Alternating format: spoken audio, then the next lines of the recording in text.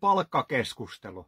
Siis ihmiselle kuuluu palkka menetetystä vapaa-ajasta, kohtuullinen palkka. Mehän ollaan tällä hetkellä Suomessa siinä tilanteessa, että mikään on kohtuullista. Kaupoissa hinnat nousee, inflaatio juoksee ja verotusta ei lähdetä laskemaan. Niin tämä palkankorotus on ainut, siis reilu palkankorotus on ainut mahdollisuus kompensoida ihmisille sitä, että ihmiset pärjää omassa elämässä, kun tämä kurjistuminen Suomessa pitää saada loppumaan, että me laahataan Saksaan nähden koko aika perässä, muihin Pohjoismaihin nähden, meillä ei ole kasvua ollut 17-18 vuoteen, niin tällä palkankorotuksella me päästään sitä kohti, että ihmisillä on varaa elää ja nauttia omasta elämästänsä ja siitä tekemänsä työn hedelmästä.